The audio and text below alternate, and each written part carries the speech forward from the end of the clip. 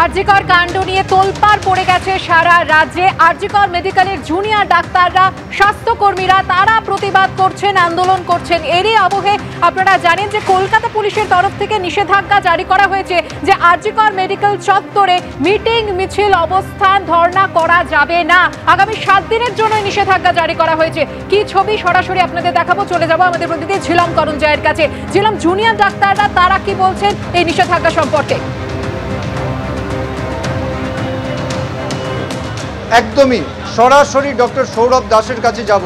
ভারতীয় ন্যায় সংহিতার 163 ধারা অনুযায়ী আরজিকরের আশপাশে যে চত্বরে আগে যে 144 ধারা ছিল, সেইটা জমায়েত, মানুষের মিছিল, মিটিং সব আগামী 7 দিন বন্ধ রাখার কথা বলা হয়েছে। কি বলবেন, আপনাদের কি প্রতিক্রিয়া? আমাদের প্রতিক্রিয়া হচ্ছে যে আমাদের এই যে আন্দোলন, এই আন্দোলন এখনও শুধু আরজিকরের আন্দোলন নেই, এই আন্দোলন সারা বাংলার আন্দোলন হয়ে দাঁড়িয়েছে। কিন্তু এই সমস্ত কিছু সত্ত্বেও একথা সত্যি যে আরজিকর এই আন্দোলনের এপিসেন্টার। এখানে সারা বাংলার বিভিন্ন প্রান্ত থেকে ডাক্তারেরা, নার্সেরা, মেডিকেল টেকনোলজিস্টরা, সাধারণ মানুষ, নাগরিক সমাজ সবাই আসছেন এই আন্দোলনকে যোগ দিতে। তাদের সাহায্যেই আন্দোলন আজকে অবধি আমরা টিকিয়ে রাখতে পেরেছি, হাজার প্রেসার সত্ত্বেও, হাজার চাপ সত্ত্বেও। এখন প্রথম দিন থেকেই আমরা দেখেছি কখনো প্রশাসন অ্যাক্টিভলি চাপ দিতে চেয়েছে এই আন্দোলন তুলে দেওয়ার মাধ্যমে, সেটা হুমকি ধমকির মাধ্যমে হতে পারে, সেটা ট্রান্সফার অর্ডারের মাধ্যমে হতে পারে, আবার কখনো প্রশাসন অ্যাক্টিভলি ইনঅ্যাক্টিভ থেকে এই আন্দোলনকে বাধা দিতে চেয়েছে যখন গুন্ডারা এখানে আক্রমণ করেছে। আমাদের মনে রাখতে হবে যে আমরাও সাধারণ নাগরিক এদেশে শান্তিপূর্ণভাবে প্রোটেস্ট করার অধিকার আমাদের সবার আছে।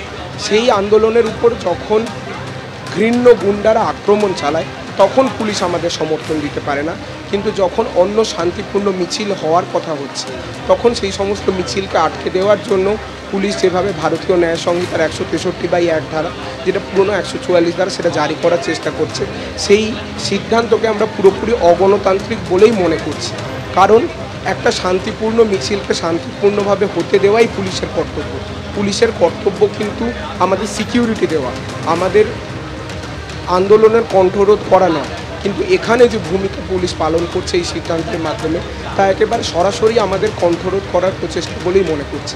এভাবে গণতান্ত্রিক একটা আন্দোলন, একটা অরাজনৈতিক আন্দোলন, যেটা আজকে সারা ভারতবর্ষে এমনকি বিশ্বেরও বিভিন্ন কোনায় স্ফুলিঙ্গের মতো ছড়িয়ে পড়েছে, তাকে একটা সামান্য পুলিশি অর্ডার দিয়ে নিভিয়ে দেওয়া যাবে না, বন্ধ করা যাবে না, এটুকুই বার্তা আমি দিতে চাই। আজকে আপনাদের বিভিন্ন পরিকল্পনা আছে, মিছিলের পরিকল্পনা আছে এবং রাখি নিয়েও কিছু পরিকল্পনা আছে, সেটা যদি একটু বলেন।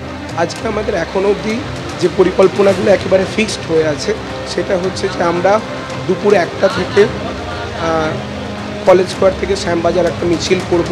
যে মিছিল কেবল আরজিকরের মিছিল নয়, কলকাতা এবং বাংলার সমস্ত মেডিকেল কলেজের প্রতিনিধিরা এসে সেখানে যোগ দেবেন, ডাক্তার, নার্স, স্বাস্থ্যকর্মীরা এবং নাগরিক সমাজেরও বিভিন্ন যে মিছিলগুলো ছিল সেই সমস্ত মিছিল জনসমুদ্রের মতো এসে সেই মিছিলে যোগদান করে আমরা প্রশাসনের কাছে বার্তা পৌঁছে দিতে চাব যে আমরা যে জাস্টিসের দাবিতে লড়াই করছি সেই দাবি পূরণ না হওয়া অবধি আমরা থাকবো না, নামবেন না তারা, যেটা বলা যাচ্ছে। আরও একজন এখানে আমরা দেখতে পাচ্ছি সম্মিলিতভাবে, এবং একই সঙ্গে তুমি পরিস্থিতি দেখতে পাচ্ছ যে প্রতীকী স্মারক যে স্তম্ভটি, যে জায়গাটা ছবি করা আছে যে নির্যাতিতার, সেই জায়গাটাও কিন্তু অটুট এবং এই মুহূর্তে মিছিল করার জন্য প্রস্তুতি সকলে নিচ্ছে কলেজ স্কোয়ার থেকে।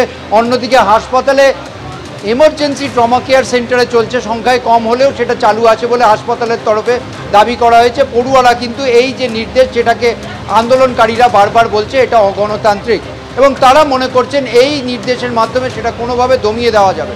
একেবারে নিষেধাজ্ঞা জারি করে আন্দোলনকে দমানো যাবে না বলছেন জুনিয়র চিকিৎসকরা। ধন্যবাদ তোমাকে ছিলাম।